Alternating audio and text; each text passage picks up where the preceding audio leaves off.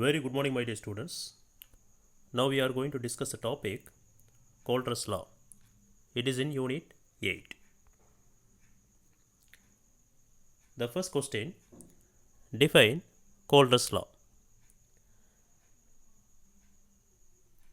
This law states that at infinite dilution, wherein the ionization of all electrolytes is complete, each ion migrates independently and contributes a definite value to the total equivalent conductance of the electrolyte. Consider an electrolyte AB. In aqueous solution, it dissociates as AMBN gives MA power N plus NB power M minus. For example, if you take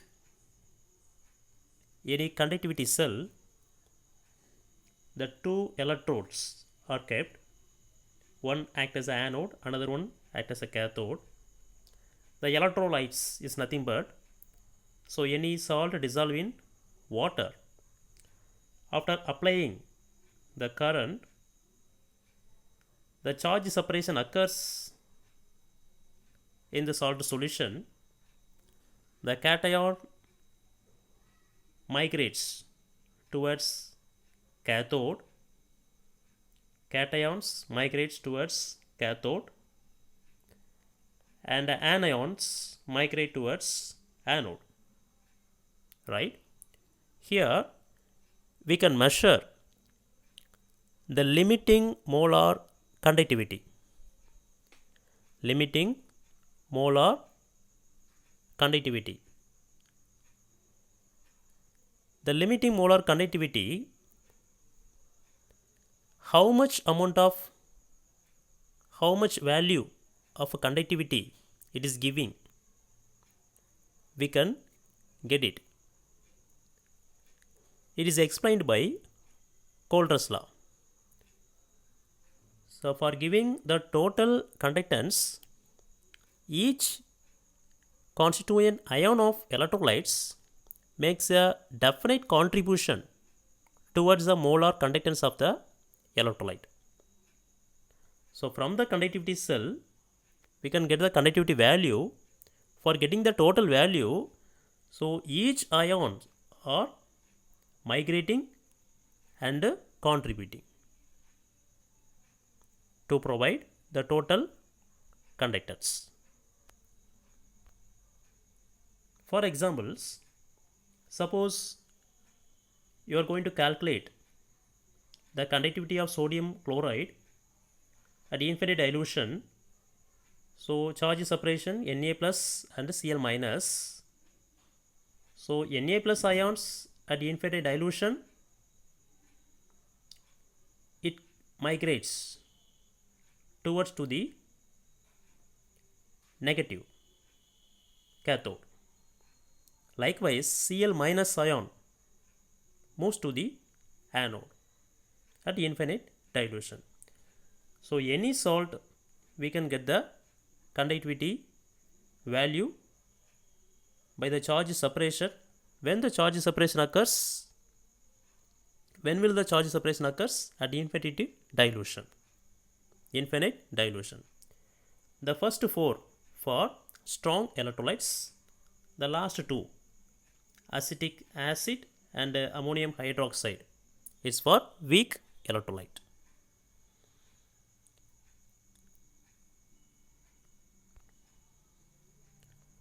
The above result shows that at infinite dilution, each constituent ions of the electrolyte makes a definite contribution towards the molar conductance of the electrolyte, irrespective of the nature of other ions with which is associated. Here, some of the electrolyte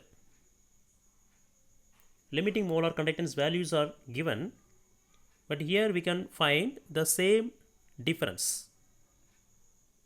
Example, potassium chloride and sodium chloride, these two are considered. The difference we see 23.41.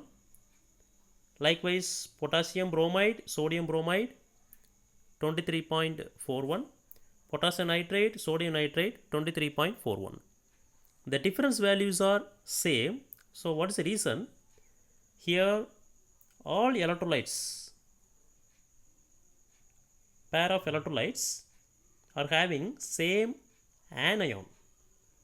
Chlorine, chlorine, here bromine, bromine, here nitrate, nitrate. That's why the difference value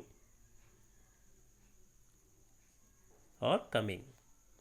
So how it is coming?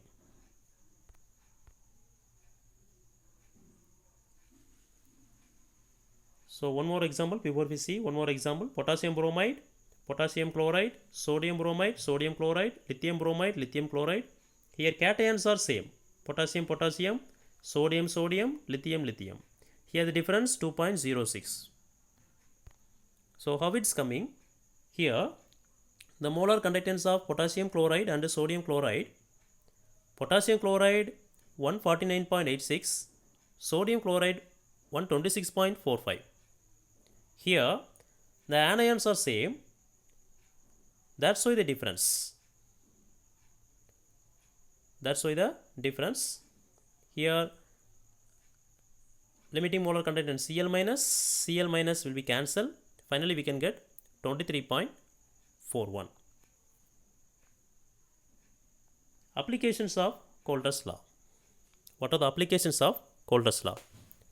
Suppose we are going to measure the conductivity of acetic acid. It gives the value in the conductivity cell, right? But the value is equal to the sodium acetate, hydrochloric acid and sodium chloride mixture. So mixture of sodium acetate and hydrochloric acid and sodium chloride conductivity values, the mixture of conductivity values is equal to the acetic acid value. So how become? The reason, the sodium acetate and hydrochloric acid and sodium chloride, here hydrochloric acid and sodium chloride, these two are having same anion. That's why it has the difference. So finally the Cl will cancel. We can get Cl and Na, sodium acetate, sodium chloride, sodium also cancel. Finally we can get H plus and CH3 COO minus. So finally we can get the limiting molar conductance of acetic acid. So mixture of sodium acetate, hydrochloric acid and sodium chloride conductivity value is equal to the acetic acid conductivity value. So it is one of the applications of Coulter's law. Now, how do you calculate degree of dissociation of weak electrolyte? So degree of dissociation is denoted by alpha equal to molar conductance divided by limiting molar conductance. The next step, calculation of dissociation constant Ka using molar conductance values according to the Ostwald's dilution law. The previous section we have known about Ostwald dilution law. Here Ka equal to alpha squared C concentration divided by 1 minus alpha, right? So substitute the alpha value in the expression. So we can get Ka equal to the place of alpha, just you substitute.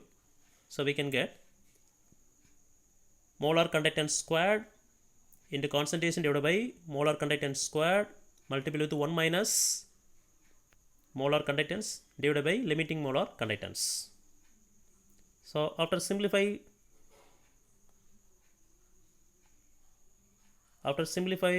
this, we can get Ka equal to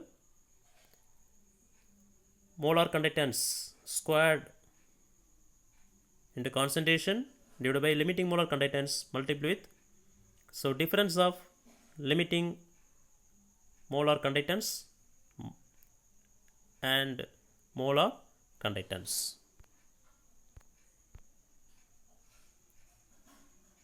So next question, how do you calculate solubility of sparingly soluble salt? The substance like silver chloride, lead sulfate are sparingly soluble in water, little bit soluble in water. The solubility product of such substance can be determined using conductivity measurement. The solubility product of such substance, silver chloride, can be determined using conductivity measurement. So using conductivity measurement, we can calculate the solubility of silver chloride. So how will be? Silver chloride is a salt. It turns to electrolyte. It dissolves in water. It gives charge separation Ag plus and Cl minus. Now the solubility product K equal to concentration of Ag plus and concentration of Cl minus. So what is concentration? Moles per liter. So concentration represented as C. The solubility product K equal to Ag plus concentration C, Cl minus concentration C. So C squared. Just keep this in your mind. Solubility product K equal to C squared. Now we know that the concentration is related to the molar and specific conductance by the following expression. So molar conductance, what's the formula? Kappa into V, K into V, conductivity into V. V means what? Volume. So volume, how can we give it? 10 to the power minus 3 by molar, capital M, right? Now just substitute the volume 10 to the power minus 3 by M. So K into 10 to the power minus 3 by M. Next, the molar concentration is turned to C. So instead of M, we can write C. So we can make the C goes to the left hand side and the limiting molar conductance will be denominator. So C equal to K into 10 to the power minus 3 by limiting molar conductance. Now you got it. C. In the solubility product Ksp equal to C squared. Here the C is substituted. So substitute the concentration value in the relation Ksp equal to C squared. So we can get Ksp C squared means kappa into 10 to the power minus 3 by limiting molar conductance whole square. Thank you.